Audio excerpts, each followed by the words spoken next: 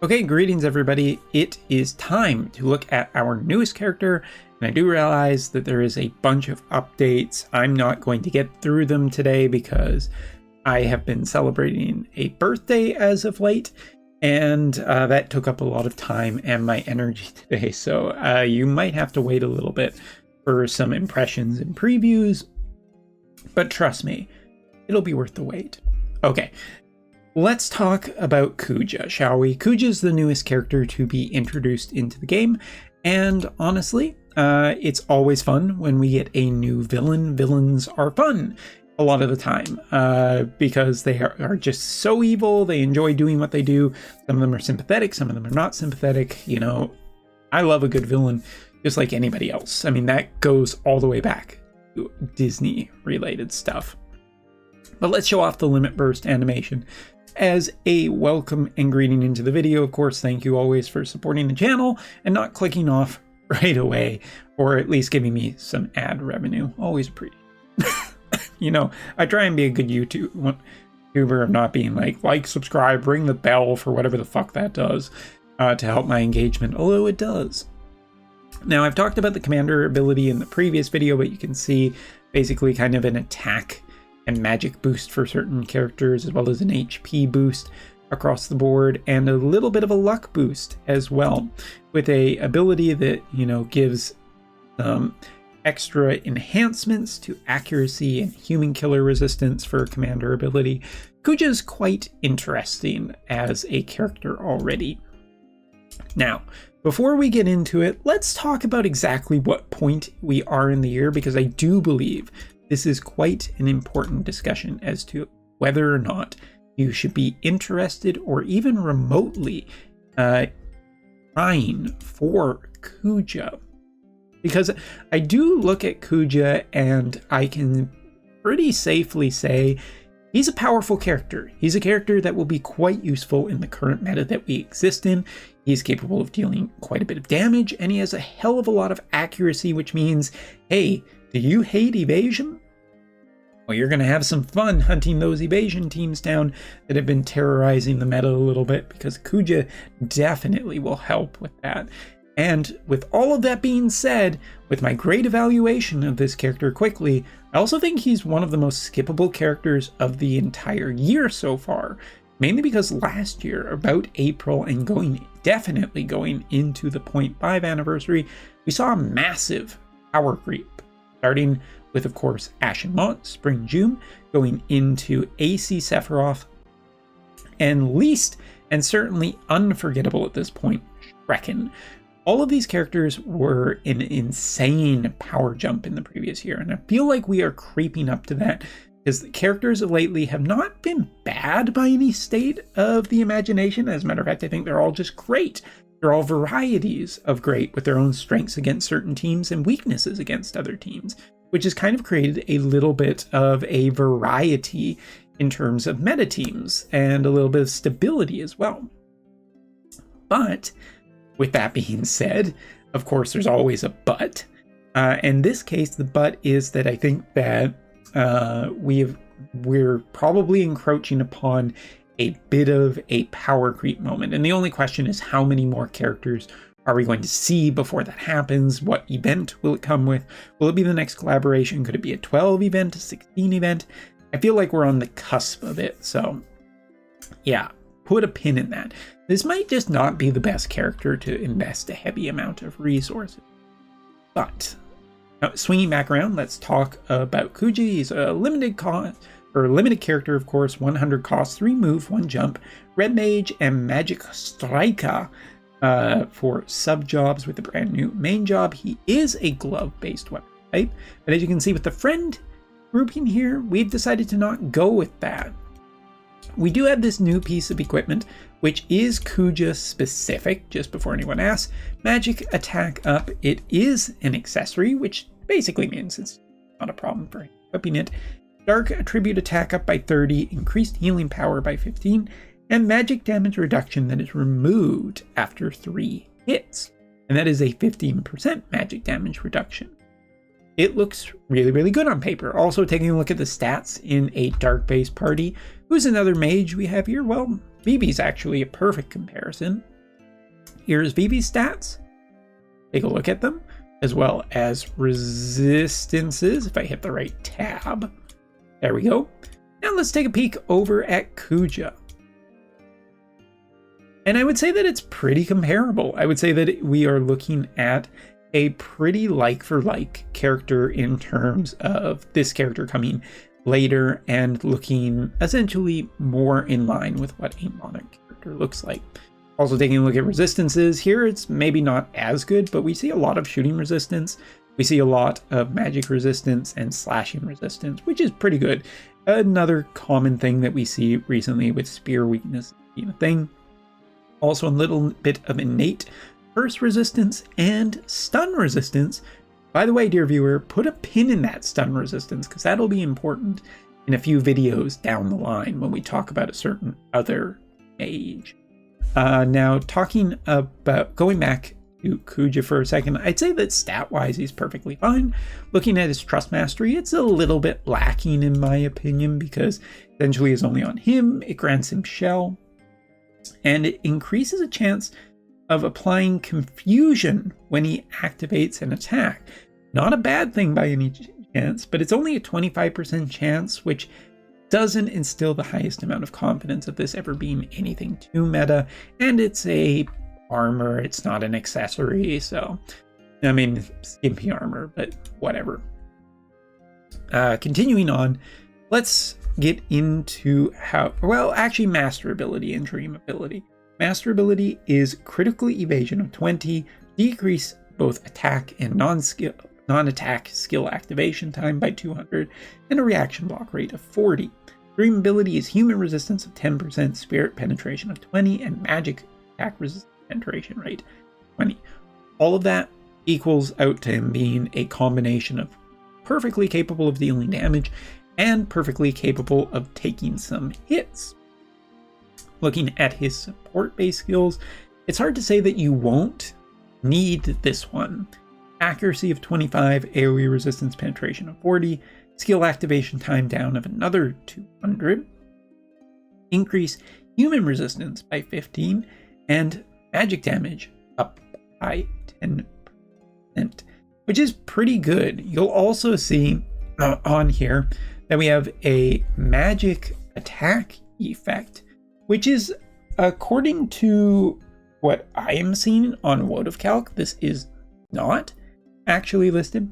It says that the more times you cast a spell, the greater effects of human resistance and magic damage up to 3 times. This is an interesting omission from the actual listing on Wotv. I don't know if it is specifically an issue, but if there's anything that I come up, this is in the game, this is not on Wotv. So do please note that Wotv is definitely missing certain things lately, and that is an important factor. Either way, there's no way you're not having that skill on Kuja, so let's take a look at the other one. Debuff effect weakening of 30, so debuffs don't affect him as much, and physical based and magical based damage from a minimum range of 3 up to 6. So a little bit more damage reduction here, which is quite nice for keeping Kuja alive. But I also think it's pretty interesting to look at this character's other alternatives. Initial AP and more magic damage from Red Mage is pretty tempting. Single target resistance and agility is a hard thing to give up from the Magic Striker, which is one of the things that made Raph so good at the back in the time, and well, back in when Raph was actually good, Christmas Raph was actually like good. An extra agility boost is almost always going to be quite palatable. Red Mage also gives spirit and magic resistance if you're really having problems with mages, and Magic Striker also has attack up and decreased skill activation time for both attack and non-attack. So Magic Striker brings a ton of other alternatives to the table. I do think that debuff effect weakening is always really nice. Distance-based damage reduction, I'm not completely sold on. I do think it's useful and I do think it's important, but agility and single target resistance might make up for it, and more attack power and skill activation time effects might actually be just overall better than anything else that we're. Now, as for his counter ability, this is one where I think we have a really good chance to potentially switch it out. Here it is, a chance to counter slash and magic damage at 40%, mind you, but with a HP increase for himself. So, given all the extra healing bonuses he has, I do think that this counter does synergize really nicely with his kit. One of the reasons why you're also seeing this guy in there too for extra healing power. But Red Mage does give a chance to just evade magical damage, which is really good. And Magical Striker has an HP healing effect to counter all damage, but at 20%. Long and short of it, when it comes to counters, I think all three are potentially options. Magic Striker is just better for overall a more varied meta, which is what we are seeing right now.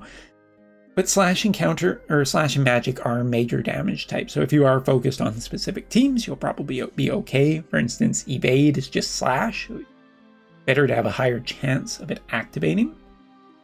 But Red Mage, if you are hunting mages, is just way too invaluable.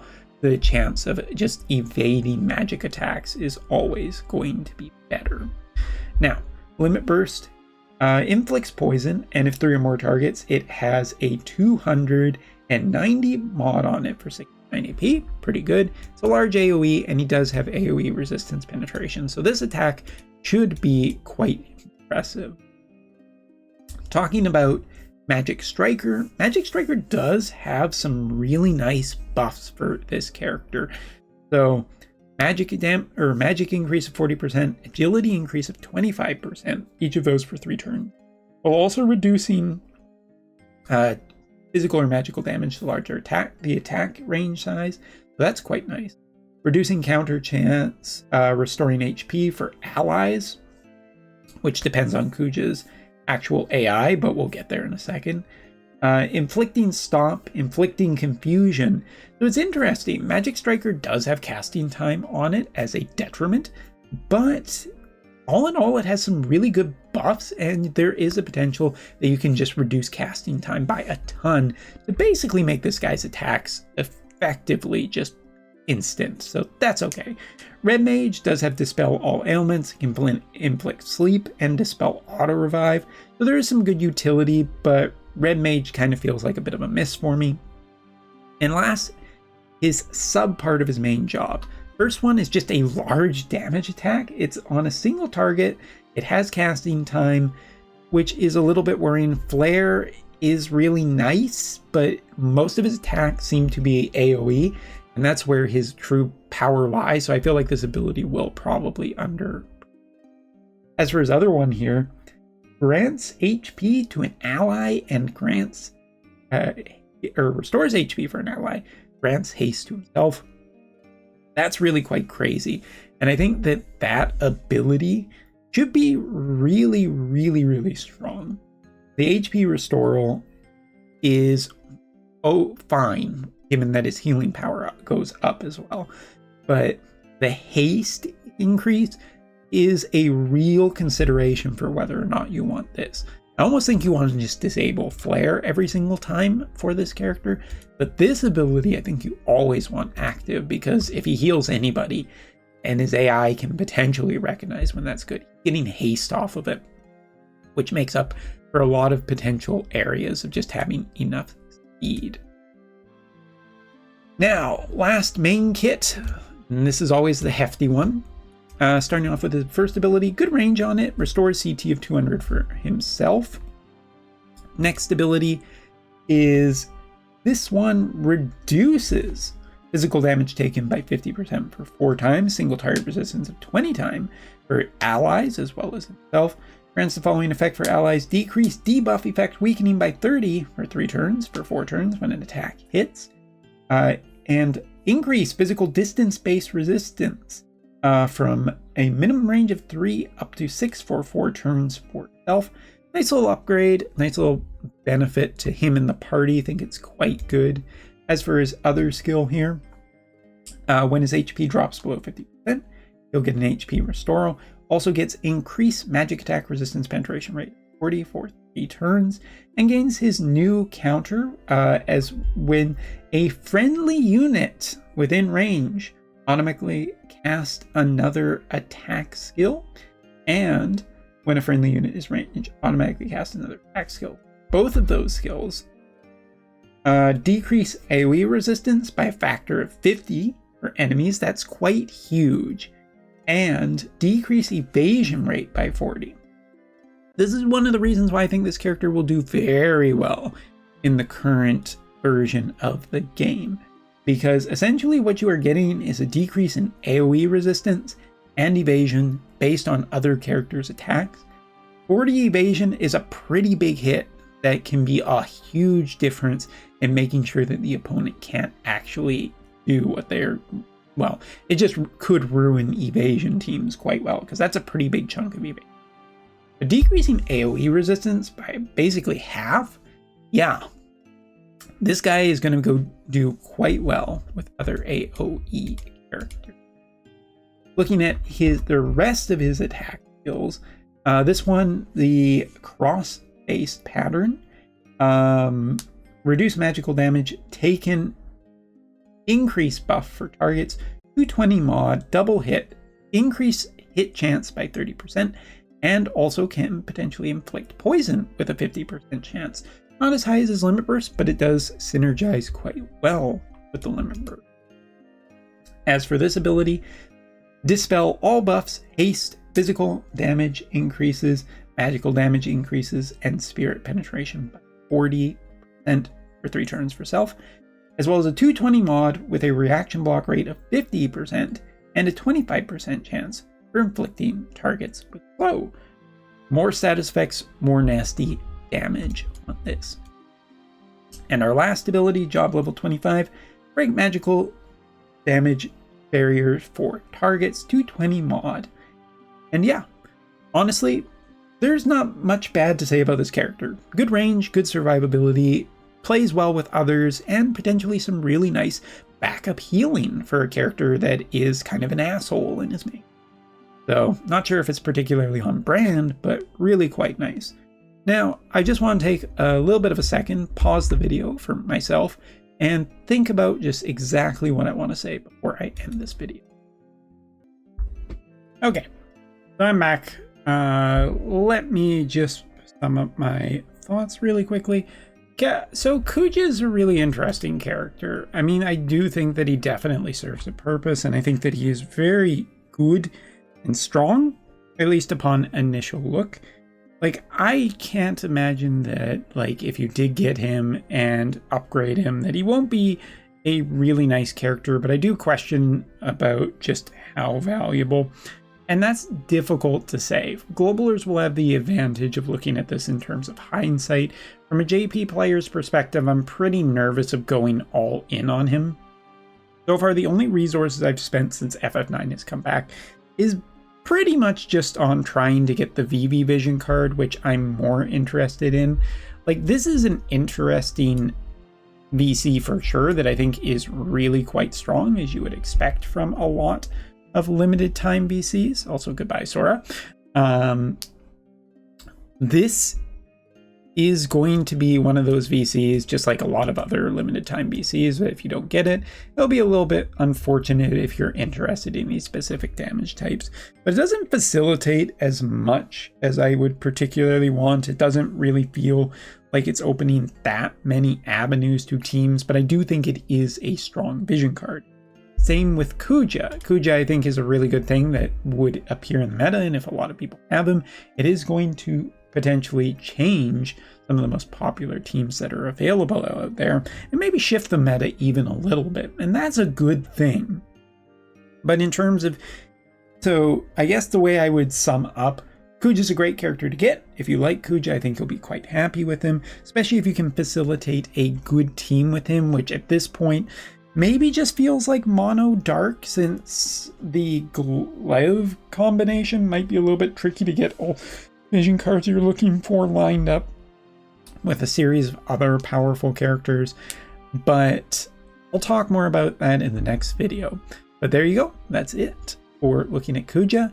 And I would like to end this video with a little bit of, yes, before you ask, hey, this is a bit of a angry Umbra moment. But here you go. Fuck scalpers. Fuck scalpers to death. I think at this point in our society, this is not political. This is not anything other than just being a decent human being. Scalpers, throw them in the wood chipper and get rid of them because they are useless to modern society and they are only a detriment. And I know that there's really no benefit, or there's no reason that like companies like Amazon or anything like that or eBay shouldn't not allow them, and they're part of the problem too. But I just like to say that over the last few days, I've been like interested in like looking at a new graphics card, and the GPU market is dog shit for anybody who is interested in trying to get into the computer gaming space. It's just fucking awful. But also like this is more related to this, the Final Fantasy TCG, which sold out basically instantly. And you know what, there'll be more closer, and like after it comes out, there'll probably be enough supply for a while. Like you look and you can see like Lord of the Rings ones and all of those are accessible. But I just hate it.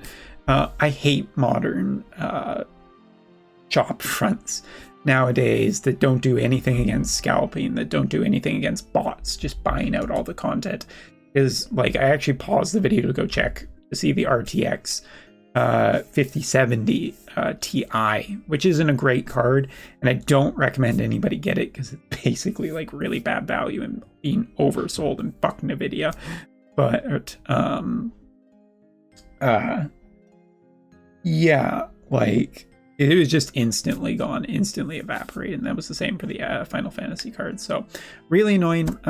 Hate scalpers. I don't think that's controversial, because if you remotely stand up for scalpers, I don't necessarily. Yep.